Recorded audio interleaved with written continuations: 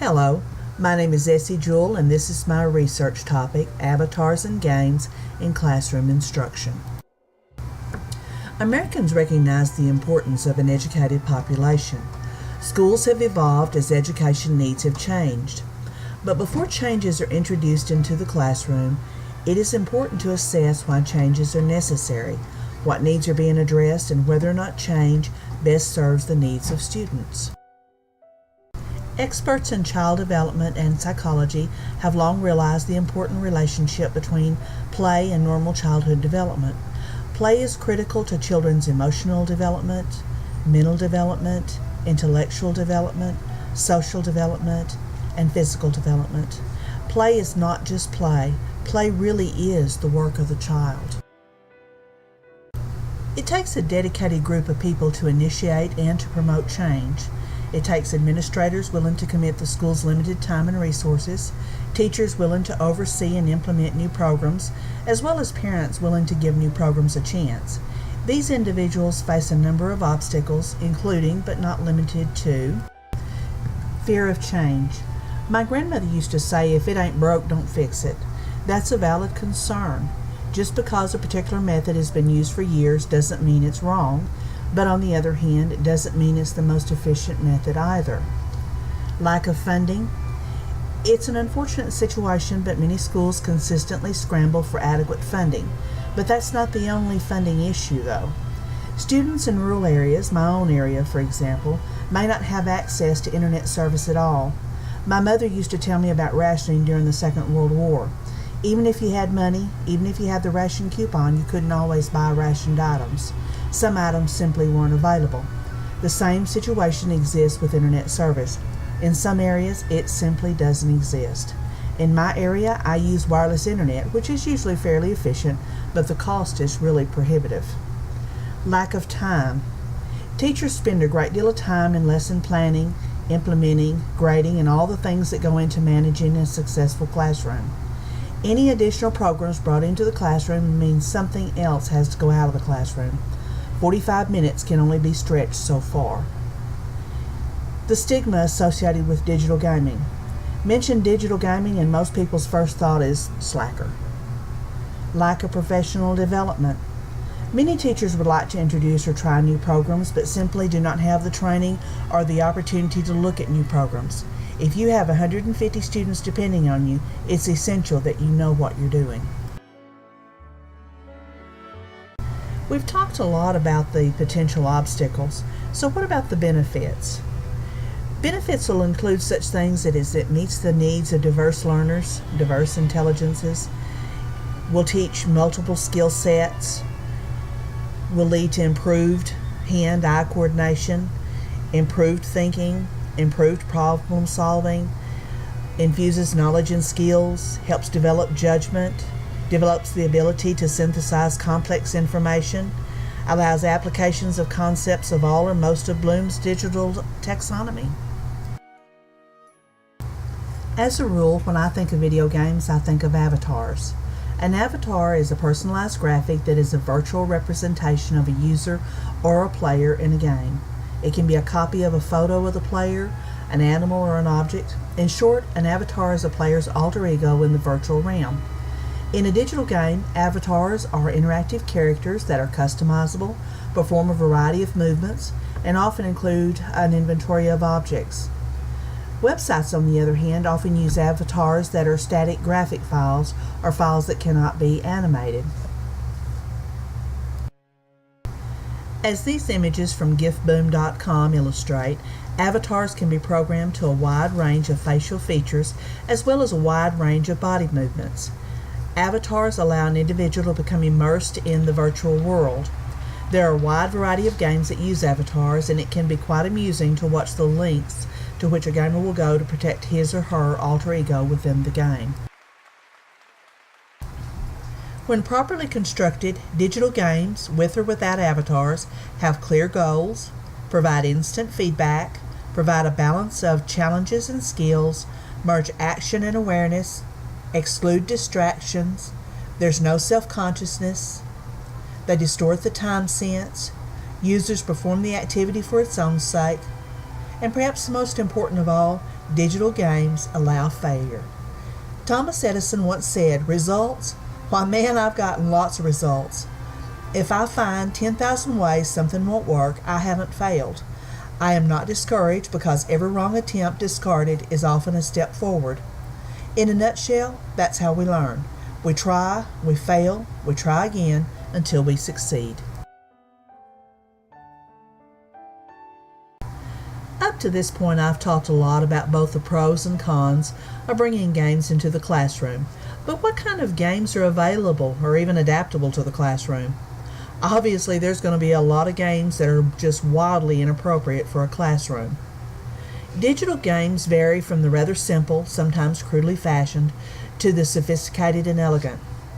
Some are simple question and answer games with simple static graphic avatars, video explanations, and/or written worked out explanations. They may include skill levels that vary from basic to more complex. Blocks of lessons often correspond to textbook units. For example, this Jeopardy-style game from AdaptedMind.com has very simple graphics, mostly a point-and-click style. It's suitable for young beginners, and this particular game is a math game that teaches the addition and/or subtraction of decimals. The player has the option of watching a video explanation or seeing a written, worked-out example when a wrong answer is given. There are plenty of games at this site, and most would probably provide hours of learning and amusement for younger children. There are micro awards for each correct answer. Micro awards are usually small, "Hey, you did it," or "Great job," or "Way to go." Successful completion of a level gives a virtual treat. For example, you may get to go to the online birthday party. This interactive lesson from tinytap.com, on the other hand, has some amazing graphics. It begins with an incredibly beautiful video that gives young students a glimpse into the world of the cell, then a detailed graphic that students can click on to learn about each part of the cell. Clicking on a cellular organelle brings up a short paragraph that the young reader can read about that particular organelle. This particular lesson was created by Yogev Shelley. This and other lessons are available for practice or for use in the class. TinyTap also has user-friendly graphics and templates to create your own lessons. Of all the classrooms I have visited online so far, the most impressive is the science class of Mr. Paul Anderson at Bozeman High School in Bozeman, Montana. Mr. Anderson was the 2011 Montana Teacher of the Year, and his classroom is a flipped classroom. TeachThought.com defines a flipped classroom as one where students are introduced to content at home and practice working through it at school. This entire classroom is a video game. Traditionally, in a video game, the player learns, tries, and if he or she fails, tries again until he or she succeeds. Video games are fun. Failure is okay. In fact, it's part of the learning process. In schools, failure is generally penalized. This particular video game is called Biohazard 5, and it was designed using free Moodle software. It's based on Lee Sheldon's model. In Mr. Sheldon's model, which will work for any classroom game, digital or otherwise, players can fail multiple times without being penalized. In fact, failure is part of the learning process. In traditional instruction, students typically do not get a do-over on tests and quizzes. Biohazard 5 has a narrative or a storyline and a narrator.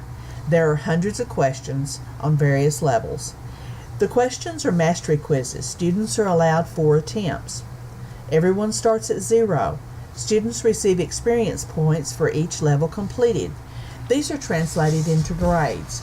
For example, if you complete levels up to 300 experience point and the course levels go up to 450 experience points, you would have a 67% average in the class. Students apply material learned at each level. Levels correspond to textbook units. The leaderboard lists the ranking of students both in comparison to other students and the class overall to other classes in the same subject material. So what does a typical day look like? Students watch a video, usually online or at home. Then they take a quiz, then progress to in-class activities. There are challenges to solve, labs to work through. Lab results are compiled and tabulated into data sheets for group discussions of the results. Students can work in groups or they can work individually. Mr. Anderson's class has been favorably compared to a shop class. In shop class, students are taught skills, then they apply what they have learned. In a traditional class, teachers lecture and then assign homework. A good student who takes good notes doesn't necessarily even have to read the text.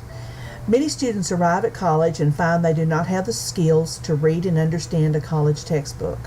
In the flipped classroom, reading is built into the coursework. Since students have watched the video before class, the teacher is able to work with students one-on-one or in groups to answer or clarify any questions.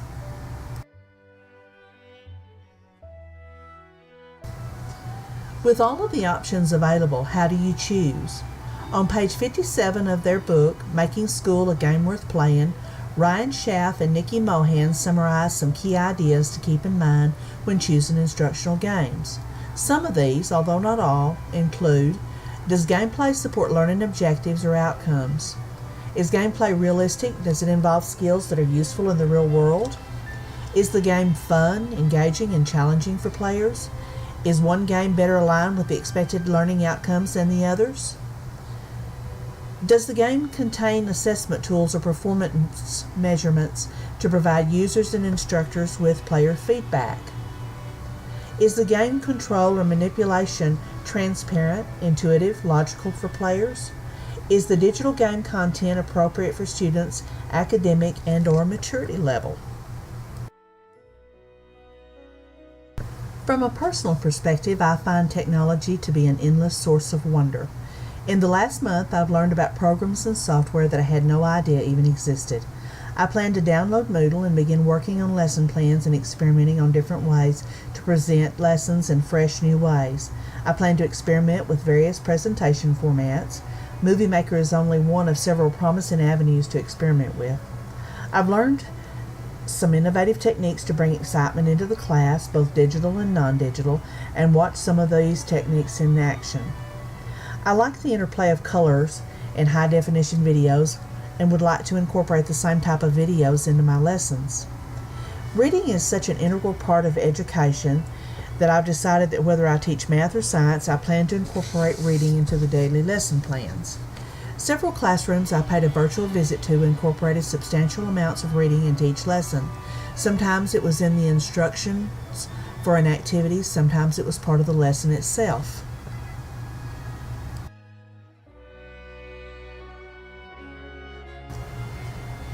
This concludes my presentation, Avatars in Gaming and Classroom Instruction. I want to thank you for dropping by. Hope to see you again real soon.